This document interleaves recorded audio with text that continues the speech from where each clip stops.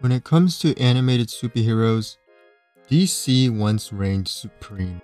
The DC animated universe, brought to life by creative geniuses like Bruce Timm, Paul Dini, and Dwayne McDuffie, offered stories that resonated across ages and honored the source material. This universe seamlessly blended lightheartedness with depth, consistently delivering excellence. It introduced an entire generation to iconic DC characters, shaping their perceptions of who they are. We got to learn so much about who these characters were, not just as heroes, but people. The movies that were coming out were also great. Masterpieces in Under the Red Hood and Dark Knight Returns explored the morals of our heroes, while also delivering solid entries like Green Lantern First Flight and Justice League Doom.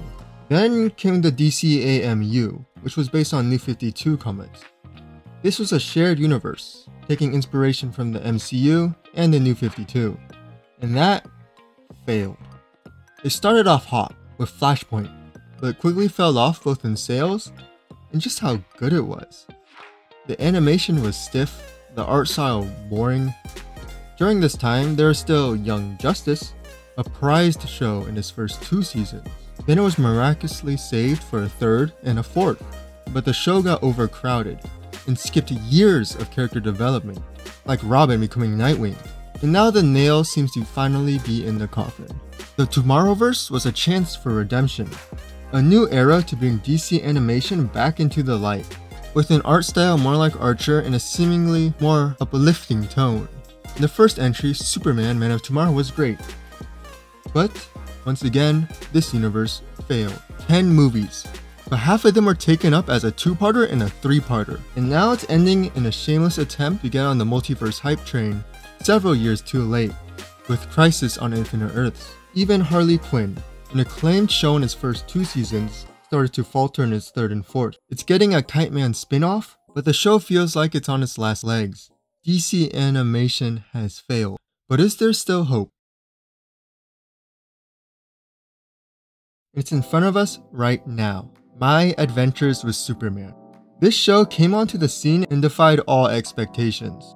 While it is very much a kid's show, it is filled with the earnesty and hope that makes Superman special.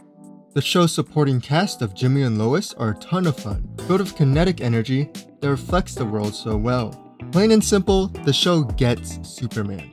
It gets that you don't have to modernize Superman himself to make him work in today's world. The world can change all at once, but Superman can be the same and have the same impact. The only weaknesses are that it's made for kids and acts like it at times. And also the designs are often lackluster and oversimplified to being extremely tech-based. Like this is Deathstroke, and this is Silver Banshee. Pretty boring stuff going on there. But sometimes it does work. Like Kaiju Parasite is pretty awesome. In general, the art style is still pretty fun, goes with the tone perfectly. In the midst of its 2nd season, the show is still reaching new heights, introducing new characters, relationships, and twists that keep going. And yes, while it is a kids show, that does not mean it is all just action and jokes. The focus is still on the relationships between Clark, Lois, and Jimmy, between Superman and his parents of Krypton and Earth. It is always seeking to unravel how Clark deals with his relationship between his 2 planets, and where he stands amongst them. It's just a shame that the show is on Adult Swim, when it really should be on Cartoon Network, where it can really find its target audience. Batman Caped Crusader. It's been a long time since there was a Batman animated series. 10 years in fact, since Beware the Batman. So when Caped Crusader was announced, bringing together Bruce Timm from Batman the Animated Series, Matt Reeves from The Batman, and J.J. Abrams, the hype was real. A golden age era Batman story by these guys, and then it got even better when the best crime writer in comics, Ed Brubaker, joined up. And then he announced that the 2nd best crime writer in comics, Greg Rucka, was also writing an episode. Elite talent all around. Then things got scary for a bit when it was announced that Warner Bros. Discovery was considering scrapping it, as they did to Batgirl and Coyote vs. Acme, but luckily Amazon Prime picked it up. Because who would be stupid enough to get rid of a Batman show, especially one that had this talent attached? Yeah, I wonder who. The first trailer just released, and it looks as good as hope. Golden Age designs, a noir feel that also seems to have a supernatural element, Grounded but not afraid to touch on some of the weirder elements of Batman.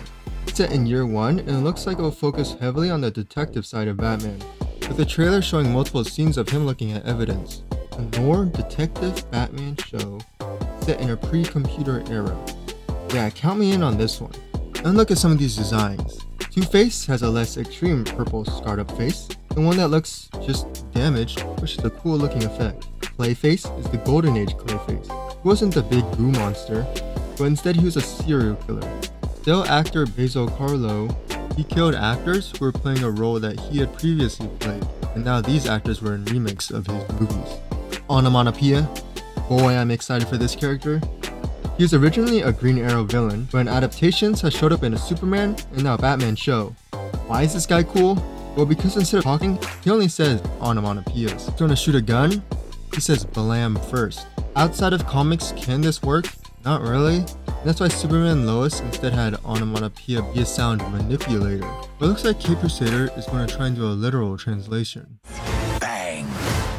And this may be the only type of show where that works. Show that is set in an era where pulp comics like The Shadow would have been popular. I am a fan of the voice cast so far. Amish Linklater sounds pretty good as Batman. A lot better than he did in the voice cast reveal. But now they'll all know I'm coming for them. And there's a wide array of talented actors here, with John DiMaggio, Dietrich Bader, and Jamie Chung playing significant roles. Like I said before, it's been a while since it was a Batman show. Nobody really watched the Batman. Brave and the Bold was a great fun Batman thing, but still nobody has gotten near the DCAU stuff. This is the show that can do that. Tim has said it's going to include elements of what he couldn't include back in the 90s with all the restrictions, and so this show will get to tap into more stuff that'll appeal to older audiences. Hopefully they didn't give Tim too much freedom though. Merry Little Batman. In the Christmas season, this movie came out with an art style and tone that were certainly different, but the movie was made for kids and it did a pretty good job at that, being a movie for kids. Sure, it's not groundbreaking, but it's the perfect movie for kids who idolize being Batman. It's getting a spin-off called Bat Family, so this fun little universe will live on.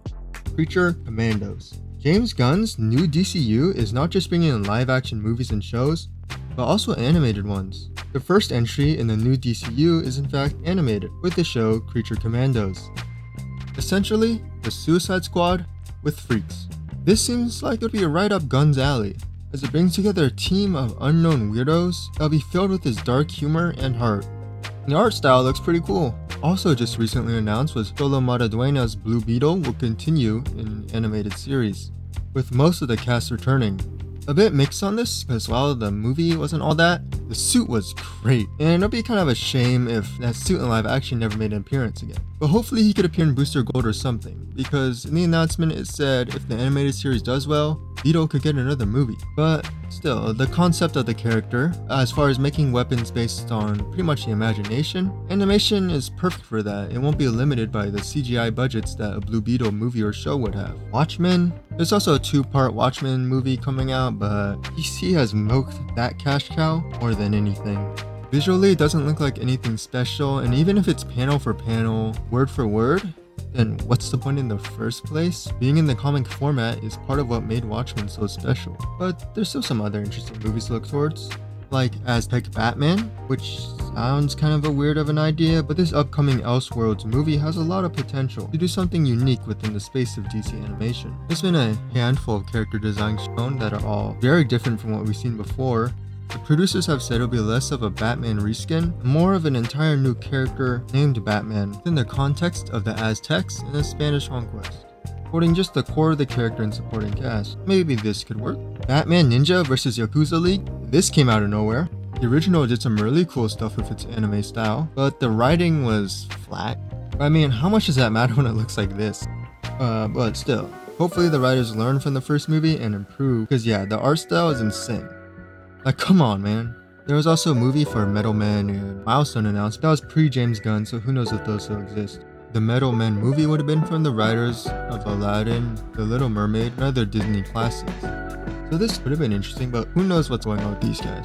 Speaking of pre-James Gunn though, he really saved us from a big bullet.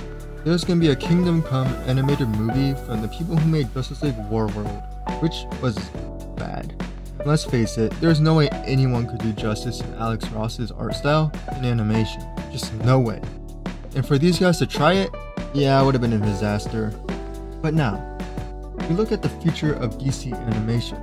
As long as they don't dive into another shared animated universe, the potential is very high. An excellent Superman show, what looks to be an excellent Batman show, all that's missing is Wonder Woman, which if Gunn wants to use her but still needs time for people to forget Godot, an animated series would be a perfect way.